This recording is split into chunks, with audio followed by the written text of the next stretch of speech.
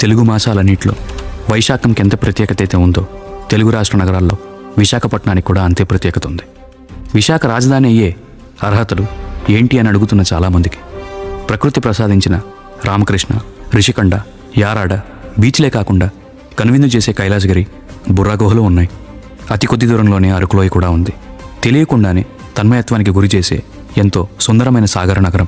మామూలుగానే అందమైన నగరం మాత్రమే కాకుండా మానవ ప్రయత్నంతో నౌకాదళం ఆధీనంలో ఉండే సీపోర్టు, కేంద్రం పరిధిలో ఉండే ఉక్కు కర్మాగారం, అంతేకాక రాష్ట్ర ప్రభుత్వం, గౌరవ ముఖ్యమంత్రి సదుద్దేశంతో రోడ్డు రవాణా మీద ప్రత్యేక శ్రద్ధ పెట్టి 12 ఫ్లైఓవర్లు, 6 లేన్ బీచ్ కారిడార్, షీలానగర్ నుంచి వైజాగ్ పోర్టు వరకు 8,980 కోట్లతో ఒక ఆలోచన చేశారు.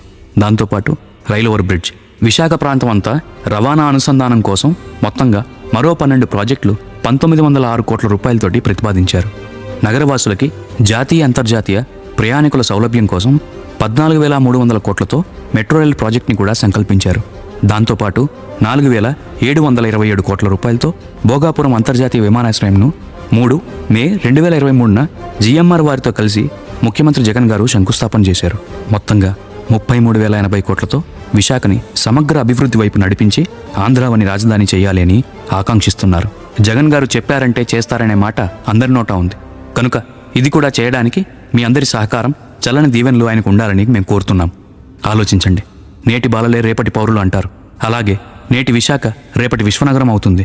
రాజధాని అంటే కొందరుండే పెద్ద పెద్ద భవంతులు కాదు, ఎందరికో ఆనందాన్ని, అవకాశాలను ఇచ్చే అద్భుతమైన ప్రదేశం.